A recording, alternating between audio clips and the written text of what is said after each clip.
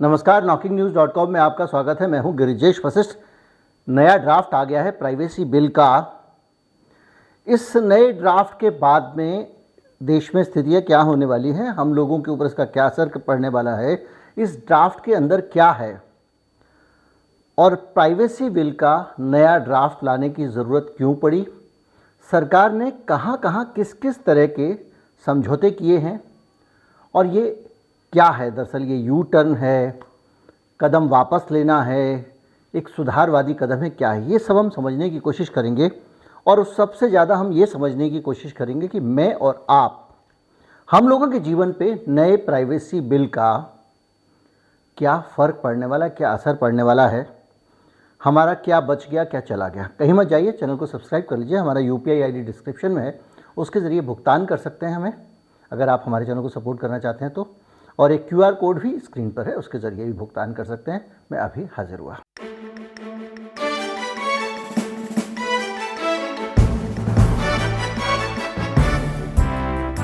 अगस्त में आपको याद होगा, हमने जो भारत सरकार का जो प्राइवेसी बिल है उसमें क्या क्या खामियां हैं और कौन कौन सी गड़बड़ियां छूट गई हैं और वो कौन सी चीज़ें जो इस देश के लोगों की आज़ादी को प्रभावित करती हैं, उस पर वीडियो बनाए थे। और उस वीडियो के बनने के बाद में सरकार को अपना प्राइवेसी बिल वापस लेना पड़ा था। यानी हमारा जो ऑब्जर्वेशन था, ये नहीं था कि हमारा वीडियो देख के वापस ले लिया, लेकिन जो हमारा ऑब्जर्वेशन था, जो जो कमियां हमको लगती थीं, उन कमियों को का एहसास सरकार को भी हुआ कि ये हमने पैरों पे कुल्हाड़ी मारने वाला काम कर लिया है, और उसने उसको वापस ले लिया। जो मुद्दे हमने उठाए थे, आपको याद होगा, वो सारे के सारे बहुत सीधे सीधे मुद्दे थे। और उनके अंदर कहीं पे भी जो इंटरनेशनल जो कंपनियां हैं, बड़े बड़े जो मल्टीनेशनल जायंट हैं या बड़ी टेक कंपनियां हैं, फेसबुक है, ट्विटर है, गूगल है, उन सब के लिए एक मोटा मोटा मुसीबत खड़ी हो गई थी कि वो कैसे कारोबार हिंदुस्तान में करेंगे। अब जो नई प्राइवेसी पॉलिसी आई है, इसमें जो बदलाव किए गए हैं वो इन कंपनियों के लिए बड़े फ़ायदे के बदलाव हैं। और सोचने वाली बात यह है कि इन कंपनियों के फ़ायदे के बदलाव सरकार ने क्यों किए होंगे, ये आप सोचिएगा। मैं आपको पहले बता रहा हूँ कि बदलाव क्या हुए हैं। सरकार का एक पॉलिसी में एक हार्डवेयर रेगुलेशन का प्रोविज़न था, और उस प्रोविज़न, प्रावधान, उस नियम के अनुसार जब भी मार्केट में कोई एक डिवाइस आएगी, चाहे वो मोबाइल फ़ोन हो, चाहे वो लैपटॉप हो, या कोई भी जो डिवाइस आएगी, तो उस डिवाइस का एक असेसमेंट होगा। उस हार्डवेयर डिवाइस को पहले सरकार के पास जाएगी वो, और उसको जाने के बाद वहाँ पे एक डाटा प्रोटेक्शन अथॉरिटी बनाई गई थी। वो उसकी मॉनिटरिंग करती, उसकी टेस्टिंग करती, उसका सर्टिफिकेशन करती। यानी कोई भी नया मोबाइल आए, कोई भी नया लैपटॉप आए, या कोई भी इलेक्ट्रॉनिक डिवाइस आए, CCTV कैमरे आए, ज़ेरॉक्स मशीन आए, प्रिंटर आए, सीधे जाएगा सरकार के पास में। डाटा प्रोटेक्शन अथॉरिटी उसको चेक करेगी, और चेक करने के बाद में ईज ऑफ डूइंग बिजनेस का ये नियम लाई थी सरकार, बताएगी कि हाँ भाई, अब इससे कोई स्पाइंग का खतरा नहीं है, तो अब इसको हम अलाउ कर सकते हैं। इस तरह का प्रोविज़न उसमें था। इसके साथ ये बड़ा सा खतरा खड़ा हो गया था कि इसके बाद 60-70 करोड़ डिवाइस जो बन के आती हैं, उन सब को लेकर आप कैसे टेस्टिंग करोगे। आप जिसका भी, आपने मान लीजिए सैमसंग का कोई फ़ोन आया नया, आपने कहा इसमें जासूसी उपकरण हो सकता है, वो तो सीधा कोर्ट जाएगा, तो हिंदुस्तान की अदालतें मुकदमों से भर जाती हैं। ये खतरा था प्राइवेसी लॉ में, जो हमने आपको बताया भी था।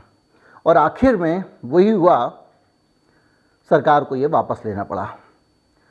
इसके अलावा सरकार ने एक और शर्त लगाई थी कि जो बड़ी बड़ी कंपनियां हैं, फेसबुक है, ट्विटर है, गूगल है, इनको जो सेंसिटिव पर्सनल डाटा है उसको हिंदुस्तान में ही स्टोर करना पड़ेगा। यानी आप विदेशों में डाटा स्टोर नहीं कर सकते। इसके कई फैक्टर थे। एक तो कारण ये था कि जो डाटा, ये मैं सिर्फ इसलिए बता रहा हूँ कि आपको समझ में आएगी सरकार ने क्या क्या रियायतें दी हैं। आप पे क्या असर पड़ने वाला है उस पर हम आते हैं। अभी आपका कितना ख्याल रखा है ये भी आप समझ लीजिएगा। अभी तो जो डाटा है वो ये कहा गया कि ये गूगल कंपनियां जो है ना, ये डाटा वहीं रखें, वहाँ नहीं रख सकती, बाहर में, इंडिया में रखो। किसी का डाटा चोरी हो गया तो, और उसमें पुरानी तारीख का डाटा भी लेके आओ और भारत में रखो। अब एक बात सोचिए ये कोई मजाक हो रहा है? ये डाटा, इतना सारा डाटा उस कंपनी को वहाँ से लेके आना और यहाँ रख देना, और डाटा एक बार बाहर चला गया तो उसमें कैसे सेफ हो सकता है? उस डाटा की इमेज कॉपी होती है। और जितनी भी बड़ी दुनिया की कंपनियां हैं, बड़ी तो छोड़ दीजिए, छोटी छोटी कंपनियां भी अपने डाटा का बैकअप धरती के 3-4 हिस्सों में रखती हैं। पता चला आपने बैकअप रखा हुआ है किसी एक देश में और वहाँ यूक्रेन में, और बम गिर गया कंपनी के ऊपर, तो क्या करोगे? युद्ध चल रहा है, भूकंप आ गया, बिल्डिंग गिर गई, पूरा आपका जो सर्वर रूम क्रैश हो गया, क्या कर लोगे? आग लग गई, सब नष्ट हो गया, क्या कर लोगे? तो दुनिया में अलग अलग हिस्सों पे सारी कंपनियां 3-4 जगह विश्व में अपना बैकअप रखती हैं। हमारी सरकार कह रही थी इंडिया में ही रखो, कहीं और मत रखो। तो ये भी एक टकराव की वजह थी जिस पे सरकार ने कदम वापस ले लिया है। इसके अलावा जो क्रिटिकल डाटा उसकी प्रोसेसिंग भी भारत में ही करो, मतलब डाटा की प्रोसेसिंग भी बाहर मत करो, भारत में ही करो। तो भाई साहब ये सब तो किसी भी टेक कंपनी के लिए संभव नहीं था। तो ये सारी चीज़ें चली जा रही थीं और इसमें होना ये था कि सारा का सारा डाटा बाहर से आना था। तो एक साइबर सिक्योरिटी का खतरा भी है, क्योंकि इतना डाटा आप ट्रांसफ़र करोगे तो इस बीच में कोई भी इंटरसेप्ट कर सकता है। तो ये सारी बातें थी। जो डाटा 20 साल में, 15 साल में, 10 साल में बाहर गया है, वो डाटा एक साथ लाओगे तब तो दुनिया भर की स्पाई एजेंसीज के लिए लॉटरी लग जाएगी। वो इकट्ठा डाटा आ रहा होगा, बीच में डाटा डाल देंगे, कटिया ही तो डालना है। इसके अलावा भारत सरकार ने इन कंपनियों के ऊपर एक और नियम बनाया था कि इनके पूरा जो टर्नओवर है पूरी दुनिया का, उसे 2 से 4% की पेनल्टी लगेगी अगर प्राइवेसी ब्रीच हुआ। अब ये सोचिए कि इस तरह का आप अगर बिल लाओगे तो कौन उसको मानेगा? और इतने सारे छेद थे ना इस बिल में कि आखिर में अगस्त में सरकार को पूरा बिल वापस लेना पड़ा। ये सब मसले हमने भी उठाए थे, लेकिन अब सरकार ने इन सारे नियमों को जिनका मैंने जिक्र किया उनको वापस ले लिया है। यानी जो नया ड्राफ्ट आया है बिल का, उसमें सरकार ने भारत में डाटा रखना होगा, इसको हटा दिया, मतलब कंपनियों को खुश कर दिया दबा के। अब सरकार कह रही है हम ईज़ ऑफ डूइंग बिजनेस कर रहे हैं। तो इससे पहले आप क्या कर रहे थे? तब आपको ईज़ ऑफ डूइंग बिजनेस का ख्याल क्यों नहीं था?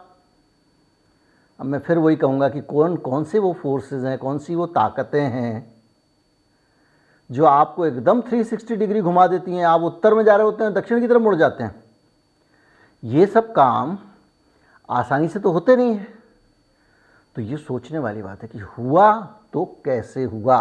तो इतनी सारी राहतें नए डाटा प्रोटेक्शन बिल में भारत सरकार ने इन विदेशी कंपनियों को सबको दे दिए, फेसबुक को, गूगल को, ट्विटर को, या जो भी कंपनियां हैं।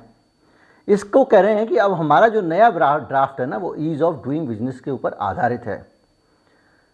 लेकिन असल मसला है कि हम और आपकी जो प्राइवेसी है उसको लेकर सरकार ने क्या किया। तो मैं आपको बता दूं कि अब अगर फेसबुक पे आप प्रोफाइल बनाते हैं और अपने बारे में गलत जानकारी डालते हैं, आप अपनी फ़ोटो में मैं किसान हूँ लिख के लगाते हैं, या मैं भी चौकीदार लिख के लगाते हैं, तो ये टेक कंपनियां आपके ऊपर 10,000 रुपये का जुर्माना कर सकती हैं। इस नए ड्राफ्ट में जो टेक कंपनियां हैं, फेसबुक हो, ट्विटर हो, गूगल हो, व्हाट्सएप हो, उन सबको ये अधिकार दिया गया है कि वो आपके ऊपर 10,000 रुपये का जुर्माना कर दें अगर आप गलत पर्सनल जानकारी दे रहे हैं और इम्पर्सोनेशन कर रहे हैं। इम्पर्सोनेशन मतलब जैसे मेरे नाम से कोई और अकाउंट खोल ले या मैं किसी और के नाम से अकाउंट खोल लूँ। अब आपको जामतारा गैंग के हिसाब से तो ये सही लग रहा होगा, लेकिन बहुत सारे लोग अपने विचारों को सोशल मीडिया पे डालना तो चाहते हैं, लेकिन वो इसलिए नहीं सीधे सामने आते हैं क्योंकि वो उनको लगता है कि यार, अब मान लीजिए कि एक कोई मंत्री हैं केंद्र के, वो कुछ कहना तो चाहते हैं जनता से, लेकिन कहेंगे तो फजीयत होगी, लोग ट्रोल करेंगे, ये करेंगे, वो करेंगे। इस चक्कर में प्रोफेशनल लोग अपने मॉक अकाउंट बना लेते हैं और उन्हीं अकाउंट के ज़रिए वो ट्वीट करते रहते हैं ताकि वो बचे रहें। लेकिन भारत में इन कंपनियों को एक और अधिकार दे दिया गया है कि आपकी जो प्रोफाइल है उसकी ऑथेंटिसिटी को ये KYC डॉक्यूमेंट के ज़रिए वैलिडेट करेंगे। यानी आपकी शक्ल है कि नहीं, आपका नाम है कि नहीं, आपका पता सही है कि नहीं। तो भाई साहब, जो बात मैं आपको 1.5 साल से बता रहा हूँ कि इस देश के लोगों की आज़ादी को धीरे धीरे अतिक्रमण किया जा रहा है, आपके एक ट्वीट के ज़रिए, आपके एक फेसबुक मैसेज के ज़रिए, अगर वो किसी बड़ी शक्ति को, सरकार को सीधे सीधे पसंद नहीं आता है, सरकार को लगता है कि वो असहमत है। हम जिस देश में जानते हैं बहुत सारे लोगों को जेल में डाल के रखा गया है, सरकार से असहमति थी। एक आदमी ने कह दिया कि मिड डे मील में नमक रोटी दी जा रही है, तो उसके ऊपर यूएपीए लगा था। ये नहीं भूलना चाहिए, सिद्दीक कप्पन अलीगढ़ के रेप को कवर करने जा रहा था, उसको मथुरा से गिरफ्तार कर लिया गया था, उसकी जमानतें पाना मुश्किल हो गया। सरकार ने इतने सारे टेढ़े कानून बनाए हुए, और ऐसे माहौल में जब सोशल मीडिया आपके एक्सप्रेशन का, आपकी अभिव्यक्ति का, आपके अपनी बात कहने का, अपने विचार रखने का माध्यम है, ऐसे में अगर आप वहाँ की प्रोफाइल को केवाईसी के ज़रिए रोकते हो और कहते हो कि आपकी असली पहचान होगी तभी आप फेसबुक अकाउंट बना पाओगे, तो इसका मतलब पक्का है कि सरकार की पकड़ आपके ऊपर और बढ़ गई है। कल ही मैंने बताया था कि किस तरह से पूरे देश में 3 हफ्ते के अंदर कॉलर आईडी आने वाली है, और आपके जो फ़ोन हैं, आपके फ़ोन के साथ में जब किसी का फ़ोन आएगा तो उसका नाम भी आएगा। उसका नाम आने के लिए उस आदमी को अपना फ़ोन नंबर और कॉलर और एक केवाईसी का डाटा आपको वहाँ देना पड़ेगा, मतलब वहाँ पे भी केवाईसी। यानी पूरी दुनिया में आपको क्या लग रहा है कि 2024 आते आते, मान लीजिए मोदी जी का मन बदल गया, उनके बाद कोई आया, उसका मन बदल गया कि मैं तो तानाशाह बनूंगा, देखूं कौन बोलता है, तो उसके देश के एक एक आदमी का नाम, पता, लोकेशन सब सरकार के पास में है। सड़कों पे उसके सर्विलेंस कैमरे लगे हुए हैं, फेशियल रिकॉग्निशन के कैमरे लगे हुए हैं। मैंने आपको अलग अलग वीडियो में बताया कि आप जा रहे होंगे निज़ामुद्दीन रेलवे स्टेशन से निकल के, वहाँ पे लगा हुआ एक कैमरा तुरंत पहचान लेगा कि ये देखिए ये जा रहा है गिरजेश वशिष्ठ। 3 सेकंड के अंदर इन्फॉर्मेशन आ जाएगी। ये बहुत खिलाफ बोलता है सरकार के। 3 सेकंड में बेस सर्वर से पता चल जाएगा। 50 लोग होंगे अगर स्क्रीन के अंदर, 50 का बता सकता है, और जिसकी तलाश थी उसका अलर्ट आ जाएगा, वहीं मुझे पकड़ लेंगे। और ये सिर्फ मेरी बात नहीं है, इस देश में किसान आंदोलन हुआ, आपने देखा कि किस तरह से हुआ, और तरह तरह के जितने भी आंदोलन होते हैं उनको कुचलने के लिए सरकार लगातार काम करती है। पूरी दुनिया में होता है। ईरान में आंदोलन चल रहा है लड़कियों का, उसके साथ क्या हो रहा है।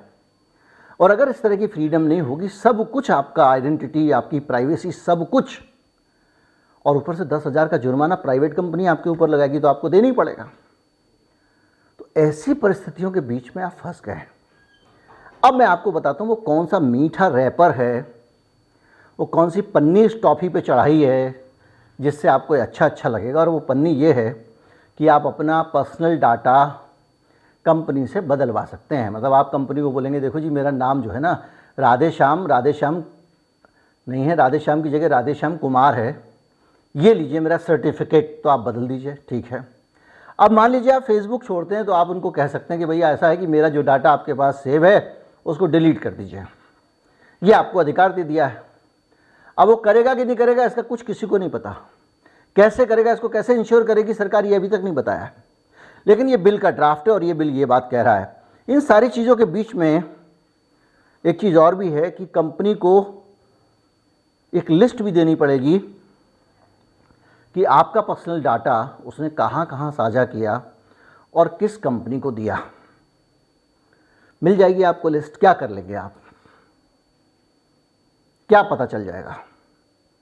लेकिन दूसरी तरफ अगर आप देखें तो सारी की सारी दुनिया की जो बड़ी बड़ी कंपनियां थीं, जो जाइंट टेक कंपनियां थीं, उनको आपने भयमुक्त कर दिया। उनके खिलाफ आपने जो टेढ़े मेढ़े उल्टे सीधे कानून लाए थे वो सब वापस ले लिए। यानी वो कंफर्टेबल मेरे ऊपर आपने लगा दिया और इसका नाम रख दिया पर्सनल डाटा प्राइवेसी बिल। कुछ पर्सनल बचा क्या? मेरा नाम, पता, फ़ोन नंबर, एड्रेस, ये सब मैं दूंगा सही, पिता का नाम, तब जाके सोशल मीडिया कंपनी का अकाउंट मेरा पक्का माना जाएगा। मैंने गलत बता दिया तो 10,000 का जुर्माना हो जाएगा। ले लो अभिव्यक्ति की स्वतंत्रता, आर्टिकल 19 चाहिए। यही हाल है और ऐसे ही चल रहा है। जन जागरण कीजिए, लोगों तक ज़्यादा से ज़्यादा वीडियो पहुंचाइए, चैनल को सब्सक्राइब कीजिए। नमस्कार, जय हिंद।